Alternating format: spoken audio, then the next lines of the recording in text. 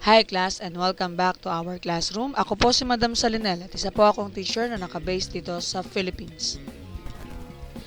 Sa video natin ngayon, pag-aaralan natin ang isa na namang online application na pwede natin gamitin for academics. At ito ang isometrics. Dito, pwede tayong gumawa or mag-design ng isometrics or ng three-dimensional objects in a very easy way. Pwede rin natin paglaruan ng kulay or mag-align lang tayo para lang magkaroon tayo idea visually kung ano yung three-dimensional na gusto nating i-drawing or yung isometrics na gusto nating i-drawing. Umpisahan na natin ang lesson natin ngayon.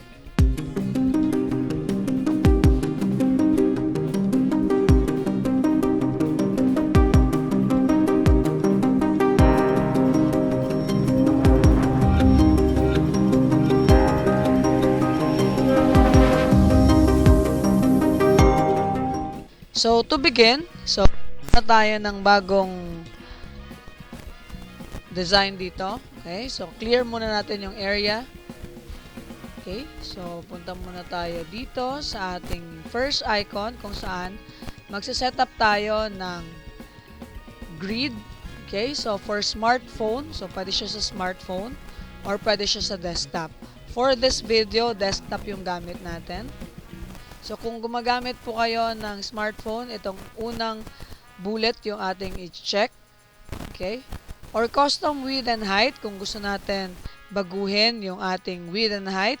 May maximum size siya for width and height na 80 by 50. Okay? And then, click natin yung new grid to create a new or free area here. So, new grid. So, ito yung image natin. So, basically, itong grid natin or itong area natin ay binubuo ng grid kung saan ito yung gagamitin natin for our three-dimensional drawing.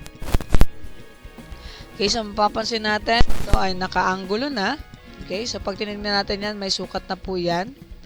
So, mamaya pag natapos na natin yung template, sukatin natin kung papasok pa siya sa sukat ng isometric drawing. So, sa isometric drawing, kailangan natin makita yung 30 degree ng bottom area niya, mid area niya, at yung top area niya. So, makikita natin yan by designing our image using this icon. So, sa mga icon na to, pag nag-drawing tayo dito, ayan. So, basically, pwede tayong gumawa dyan ng area natin. Kiklik lang natin yan. Ayan. For top view,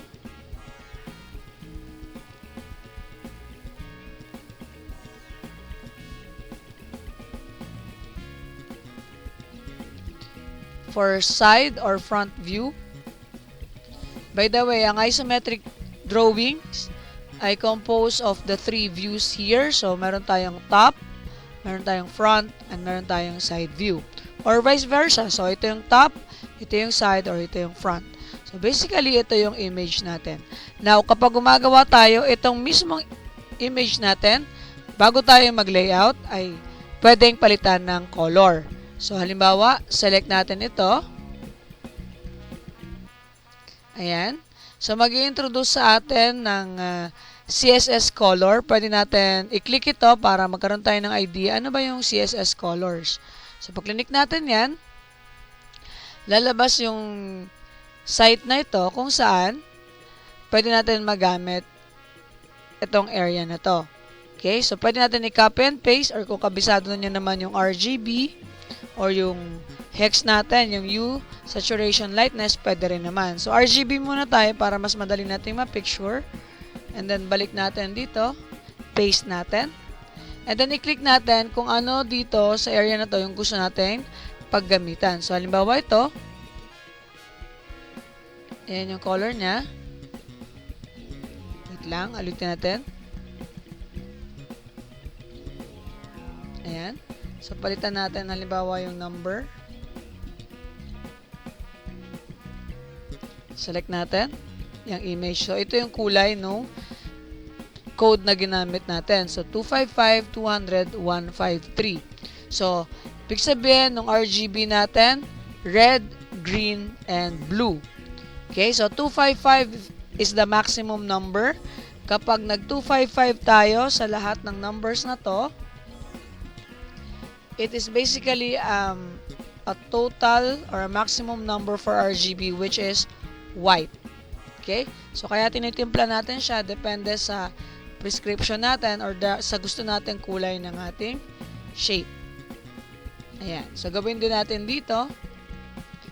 Paste natin. So, baguhin lang. Pwede tayo mag-experiment ng kulay. Wala namang problema dyan. Nasa sa atin naman ito.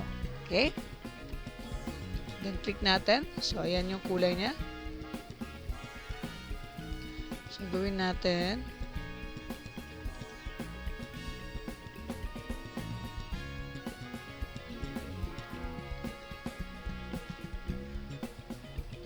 Okay, close parentheses and then click natin to. Okay? So, pag nag-drawing tayo ulit, select natin yung side. Ayan na. Applied na yung color.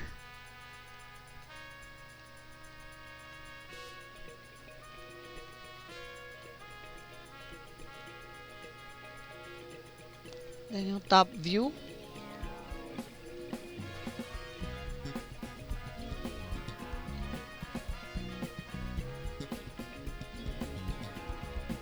Yan. Hindi lang naman cube yung pwede natin magawa, pero basically yun yung madaling gawin dito. So, gusto natin rectangular yung area natin, pwede rin naman.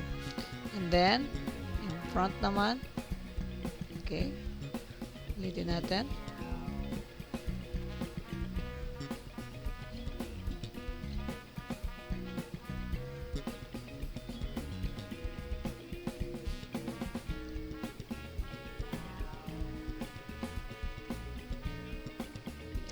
Okay, so yan yung object natin. So, paglaruan lang natin yung color kung ano yung gusto natin gamitin. So, lalabas naman siya dito.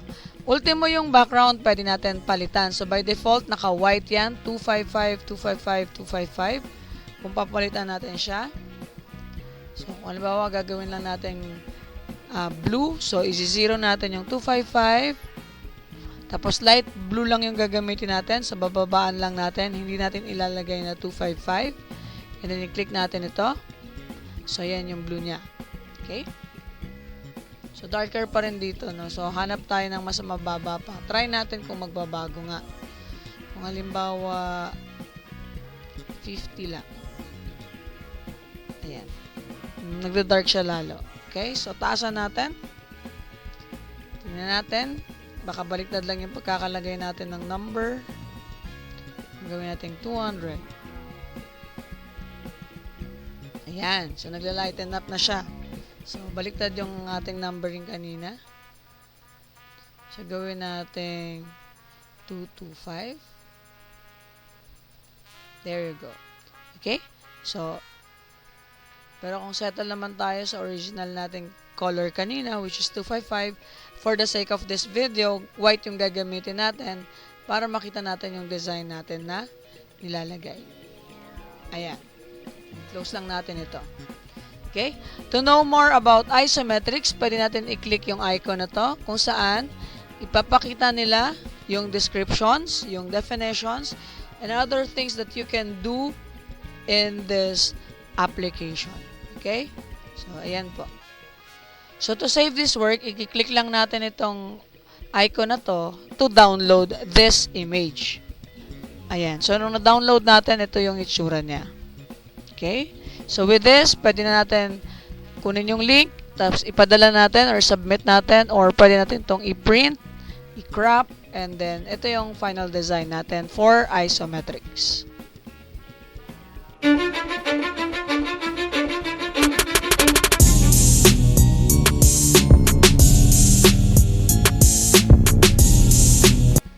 Okay, so pag mayroon na tayong isometric drawing, itong output natin. So, hindi lang very basic isometric cube yung pwede natin gawin. Pwede natin lagyan ng design mismo yung isometric natin. So, try natin ngayon itong isometric na to na nandito sa ating left side. So, unahin natin. So, ayan. Okay? So, Tanda natin, ito yung ating mga sides at ito yung ating top. Palitan natin ang color muna. So, gamitin natin yung mga colors na ginamit natin. So, halimbawa, katulad nito, nakasetup na siya. Nag-practice kasi ako kanina. So, yellow yung gagamitin natin. 255, 2550. Okay. So, pwede natin siyang gamitin. Select natin yung pang top. So, sa top tayo mag-click.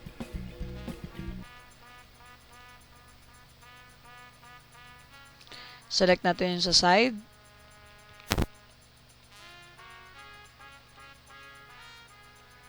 And then, yung sa kabila naman. Ayan. So, makikita natin dito, meron ng konting illusion or dagdag design sa ating isometric drawing. So, again, pwede natin siyang palitan ulit.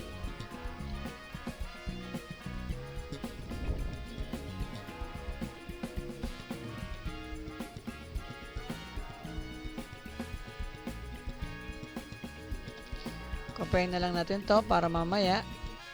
Ayan. Next. And next. Okay. So, close natin to. Let's go back to our design. So, top view muna. Kahit ano dyan, pwede natin unahin i-click. So, ayan. And then, yung side naman. Ayan. So, basically, yan yung pwede natin magawa para sa design. Yung mismong isometric, pwede natin ngayon lagyan ng design. So, eventually, kapag na-master na natin to, marami pa tayong pwedeng magawa sa isometric drawing using this application.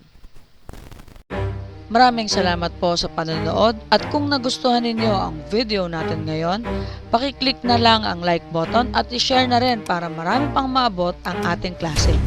I-click nyo na din ang subscribe button at ang notification bell para maging updated kayo sa susunod pa nating klase. Thank you very much and always remember to be kind to one another. God bless. I get what I want. I turn a business out of nothing into something I love.